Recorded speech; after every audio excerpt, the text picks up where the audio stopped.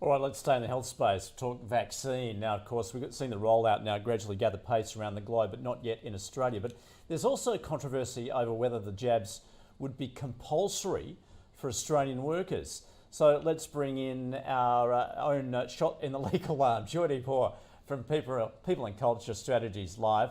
Joydeep, always good to have a chat. So, okay, legally, could companies enforce their employees to have the jab?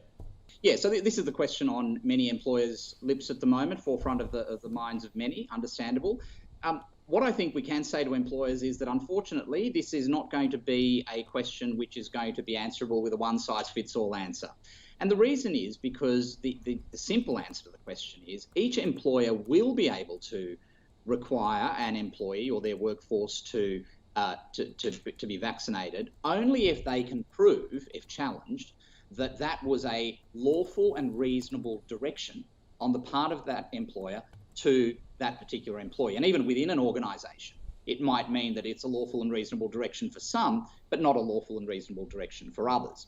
The kinds of factors that are going to be relevant if someone, for example, and this is going to happen, someone loses their job because they refuse to be vaccinated, and their employer says, well, that means that we're not going to continue to employ you, so we're terminating your employment. They might bring an unfair dismissal claim or some other legal challenge. What the court or the Fair Work Commission in Australia is going to be looking at is that very question: was it a lawful and reasonable direction? Now, it's certainly a lawful direction. It's not something that is illegal to ask an employee to do, but is it reasonable? And if it's reasonable, you're going to need to show as the employer that having regard to the specific work that that employee did or was to do, then you as the employer had really no choice but to mandate them being vaccinated. And this is going to be very grey, and I don't think there's going to be any legislation. I'm pretty confident that the government's not going to say, well, we're going to introduce this blanket rule that allows employers to do it or prohibits it. Joydeep, so how long could we potentially be waiting for an answer to that question? Because I know there's a lot of people starting to roll back to the office now. I can see around the towers here in Barangaroo and on my way down to work that there's definitely more people back in the Sydney CBD. How long can we wait? Well, I think it's going to be in many ways influenced by the external circumstances as well, because an employer in Australia, for example, at this particular point in time that goes out and says, well, as soon as the vaccine becomes available, we're going to require all of our employees to be vaccinated is probably taking on a far more significant risk without knowing and having proper data around the effectiveness of any vaccine. So employers are advised to be patient in relation to it, be circumspect in relation to the information that's available. But the most important advice I can give to any employer right now is understand the different segments of your workforce. If you say that certain people need to be vaccinated, what is your business and health case for that? I mean, a lot of employers will be saying, well, we just want everyone to be safe and we just think that's the right thing to do because 2020 has been a horrible year and we don't want it to happen again, etc. That is not going to be a good enough reason from an unfair dismissal point of view or legal point of view to validate that particular request. If you're in an industry sector where the nature of the work that your people are doing, what they're going to be exposed to, perhaps exposes them to people in a higher risk category, that's going to validate to a greater extent the reasonableness of that direction. So the critical message here is it's not a one-size-fits-all. Take advantage of this time as employers, understanding that segmentation of your workforce. What do they do? What do you need them to do? And what's reasonable for you to be asking them to do?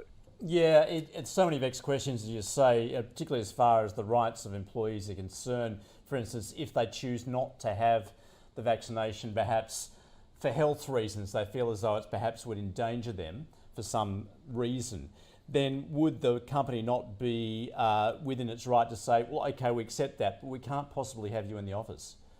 Yeah, that's right. And so the debate, the legal terminology that's going to be scrutinised there is, will it be an inherent requirement of a person's job that they be vaccinated? And I think there's going to be, as there always are in these kinds of situations, some very unfortunate cases where employees are not being obstructionist or difficult. They will have legitimate health reasons why they cannot agree to that particular request if that request is made of them. But there are going to be situations, as also happens, where employees are going to say, well, I don't have a health condition, I just refuse to do it because that's a lifestyle choice or that's a personal preference. And they're going to be the more difficult ones where employers are going to have to make some tough decisions. Joydeep, just to go and finish off, have you heard any curly ones when it comes to disputes about working from home and companies demanding that their staff return to the office? We know that here in New South Wales we're being told to come back to the office.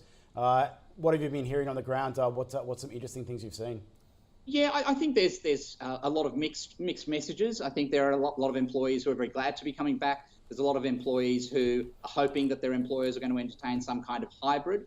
I think employers, though, on balance, particularly post the Christmas, New Year shutdown or break, are going to be saying, you know what, we want to draw a line in the sand through 2020. Let's make 2021 a year which doesn't involve any of the hallmarks or trappings of what 2020 had. And I think you'll find a lot more employers are going to insist that their employees come back full throttle, and even talk of hybrids and things I think will dissipate over the next few months, to be honest. All right, Joydeep, yeah, lots to get through, lots to consider as the months unfold. Thanks so much for joining us from People and Culture Strategies.